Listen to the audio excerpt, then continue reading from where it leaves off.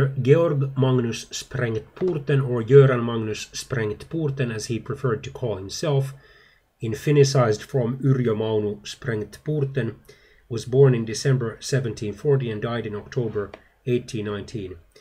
He was a Swedish, Finnish and Russian politician and soldier, the younger brother of Jakob Magnus Sprengtporten. He was born in the southern Finnish coastal city of Porvoo, some 50 kilometers east from Helsinki, the Finnish capital. He entered the army and rose to the rank of captain during the 7 Years' War, where Sweden, Finland was involved, and Prussia and Russia, and probably also Austria, and possibly France and Britain. He assisted his brother in the revolution of 1772 by the Swedish King Gustav III that made Sweden once again an absolute monarchy.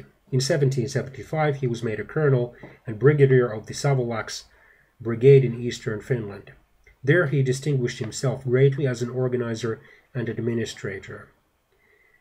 Like his brother, he also came to the conclusion that his services had not been adequately appreciated, and the flattering way in which he was welcomed by the Russian imperial court during a visit to St. Petersburg in 1779 still further incensed him against the perceived ingratitude of Gustav III.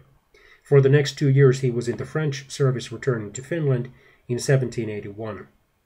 Due in part to contacts with the American nationalist who would become one of the fathers of the United States Constitution, Benjamin Franklin, conceived of the idea of separating Finland from Sweden. This aim was first approached through the Valhalla Order subversive secret society and scheming with the king's brother, who would later become Charles XIII of Sweden. This scheming was apparently stillborn, as Charles informed his brother of the schemer's approaches. The chosen Plan B was to make Finland an independent state under the protection of Russia.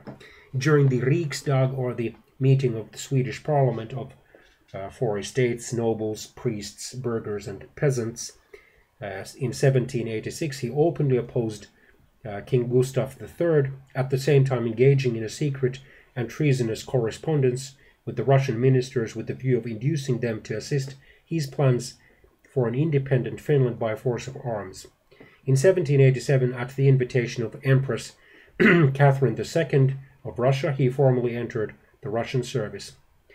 And during the Russo-Swedish War of 1788 to 1790, he led some Russian soldiers against Finnish and Swedish soldiers. At the end of the war, his position was somewhat precarious, as the High Court of Turku in southwestern Finland condemned him as a traitor, while Empress Catherine regarded him as an incompetent impostor who could not perform or fulfill his promises. From 1793 to 1798 he lived at Teplice in Bohemia, or Teplice in Bohemia, which is now a part of the Czech Republic. He was then re-employed by Emperor Paul I of Russia, who in 1800 sent him to negotiate with Napoleon, the French first consul and later emperor, concerning the Maltese order and the interchange of prisoners. After Paul's death in 1801, Sprengtporten was again in disgrace for 7 years, but was consulted in 1808 on the eve of the outbreak of hostilities against France. In December 1808 he was appointed the first Russian Governor-General of Finland, that is the highest representative of the Russian Emperor in Finland, with the title of Count, but was so unpopular that he had to resign already in 1809. The last 10 years of his life were lived in retirement. Summers he spent on his farm in the Finnish Karelia. He died in St. Petersburg in 1819.